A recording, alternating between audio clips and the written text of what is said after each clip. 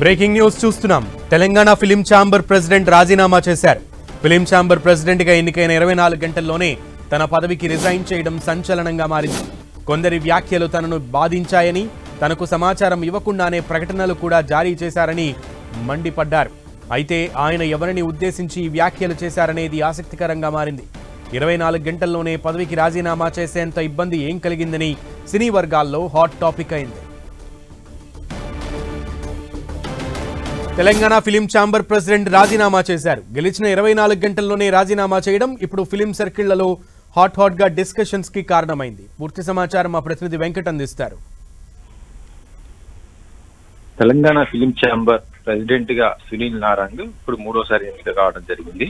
అది నిన్ననే ఆయన ప్రమాణ స్వీకారం కూడా చేయడం జరిగింది. కానీ ప్రమాణ స్వీకారం చేసినటువంటి 24 గంటల్లోనే ఆయన ఇప్పుడు తన పదవికి రాజీనామా చేయడం మాత్రం ఇప్పుడు టాలీవుడ్ లో మాత్రం సంచలనం చెప్పవచ్చు. ఎందుకంటే నిన్న ఏదైతే అకేషన్ జరిగిందో ఆ అకేషన్ లో కొంతమంది చేసినటువంటి కామెంట్స్ చేస్తున్న ఆ టైంలోనే ఆయన పక్కన కూడా ఉండటం జరిగింది. అంటే ఆయన ఆ కామెంట్స్ ని తో ఏకీభవించకపోవటము, అసలుగా అక్కడ జరుగుతున్న సెరమనీ వేరు, అక్కడ జరుగుతున్న పరిస్థితి వేరు అయినప్పుడు మాట్లాడిన విధానం కూడా కొంత బాధించినట్టుగా ఆయన అయితే చెప్పడం కూడా జరిగింది. ఎందుకంటే హీరోలు తర్వాత మిగతా ఇండస్ట్రీ పైన కూడా కొంతమంది చేసినటువంటి వ్యాఖ్యలు, అంటే తనకు చెప్పకుండానే తెలంగాణ ఫిలిం ఛాంబర్ ప్రెసిడెంట్ అయినటువంటి తన దృష్టికి తీసుకొచ్చి ఏం మాట్లాడాలో తెలుసుకోకుండానే ఇలా మిగతా వాళ్ళు మాట్లాడటం మాత్రం తనకు చాలా బాధ కలిగించిందని కూడా ఆయన చెప్పడం జరిగింది. అందుకనే దీనికి మనస్తాపం చెందినటువంటి సునీల్ నారాంగ్ తన యొక్క పదవికి రాజీనామా చేయడం జరిగిందని చెప్పవచ్చు. అయితే ప్రస్తుతం అయితే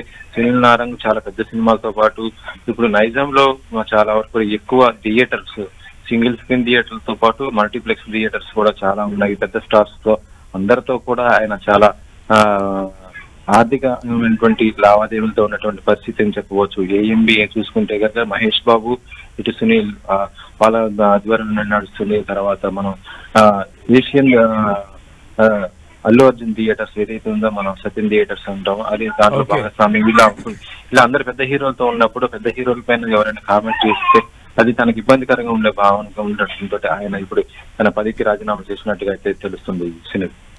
ఓకే వెంకట్.